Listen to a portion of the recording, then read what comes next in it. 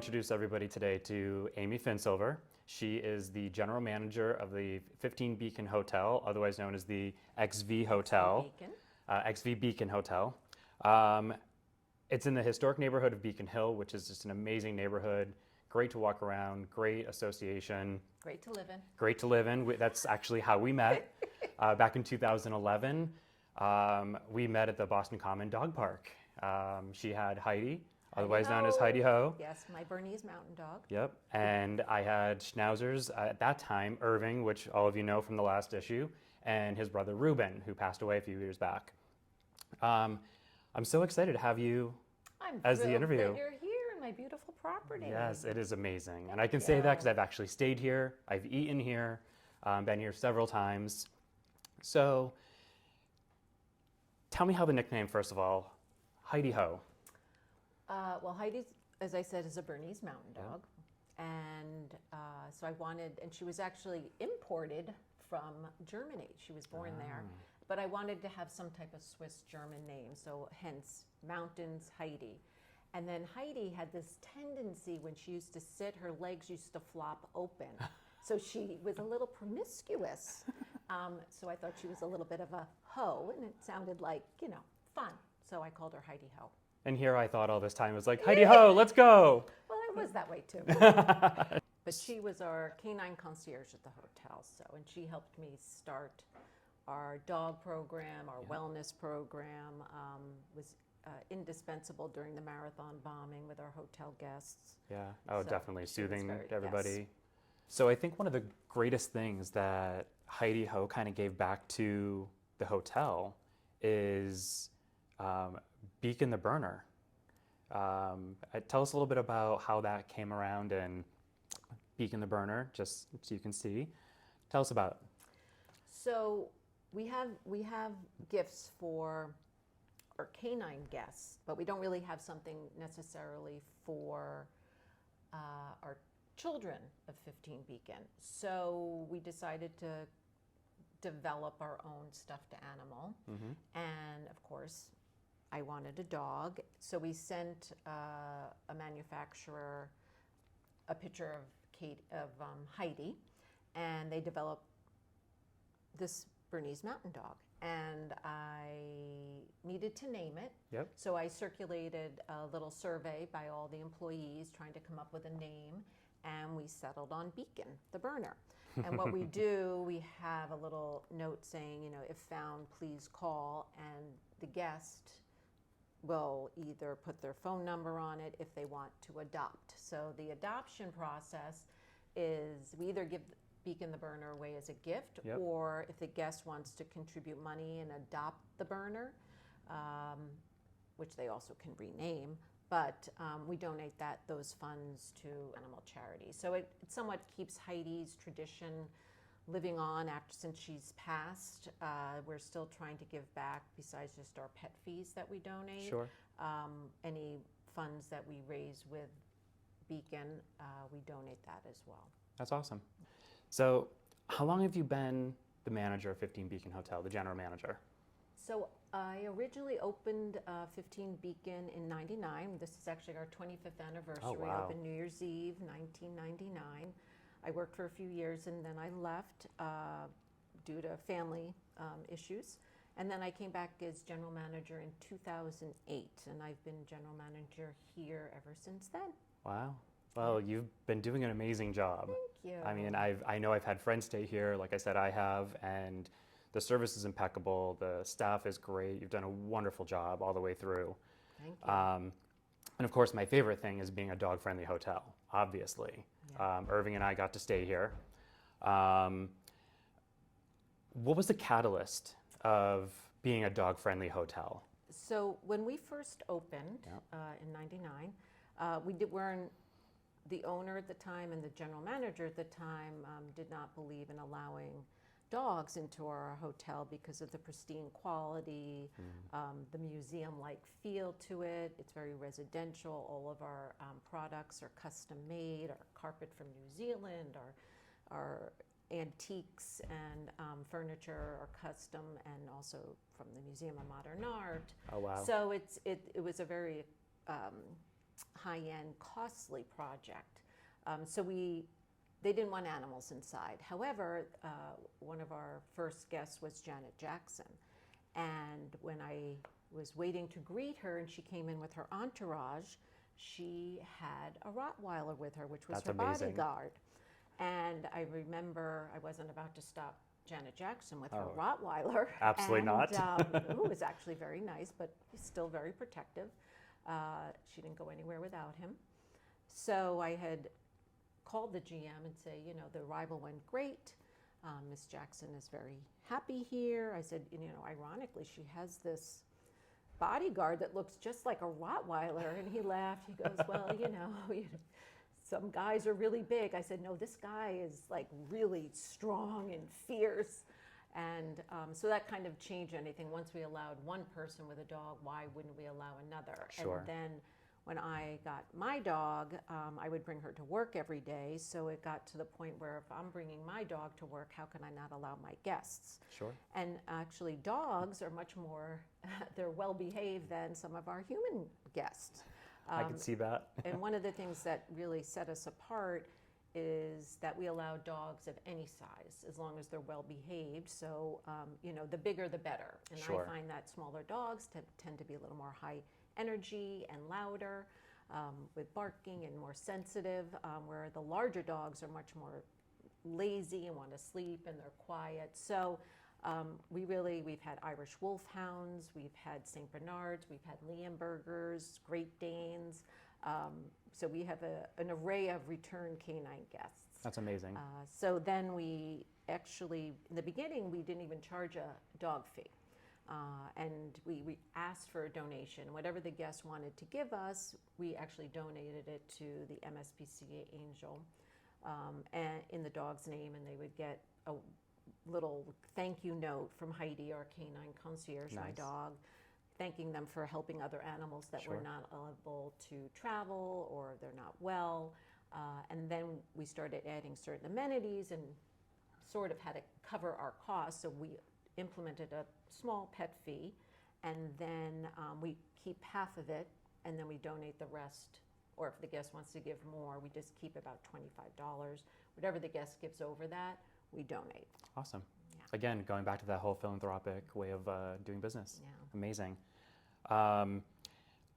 One of the things that I loved when Irving and I stayed here was the little welcome gift for Irving.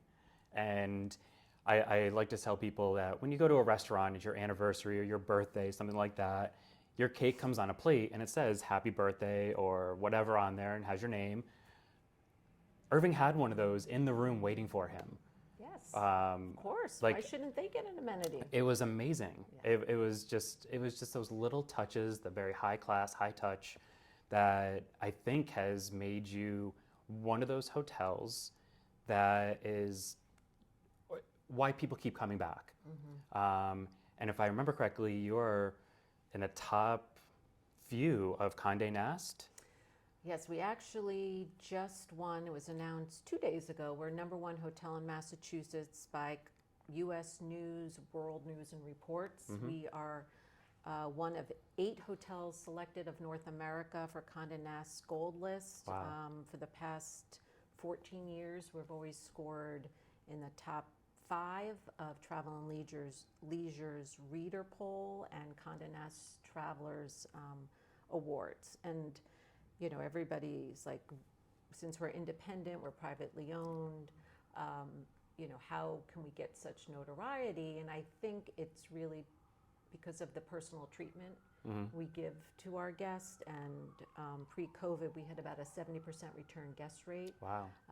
You know, we are getting back to that, but the business has changed. But we do really try, once you've stayed with us and we learn about you, and we even try to learn about our guests and their needs and their preferences beforehand. Sure. And then once they stay, we still try to build up the profile. So for instance, that you've stayed with us before, we know your dog's name, we know possibly that you're lactose intolerant and we shouldn't send you dairy or cheese.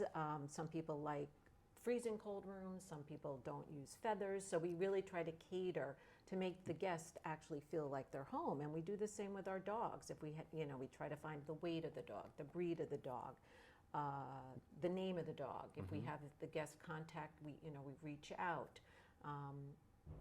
Offer pet sitting or, grooming or activities, and we give them a shopping list of where the best pet stores are that they can have activities while they're here too. Awesome. So we really try to curate an authentic stay for the guests while not having to need to ask for anything. So I think that has really helped set us apart. I mean, most everybody, there's a lot of beautiful hotels in the city and all over the world, but we really try to embrace the neighborhood of the history of Beacon Hill with all the modern touches and a phenomenal staff that really concentrates on service in an individual way. Yep.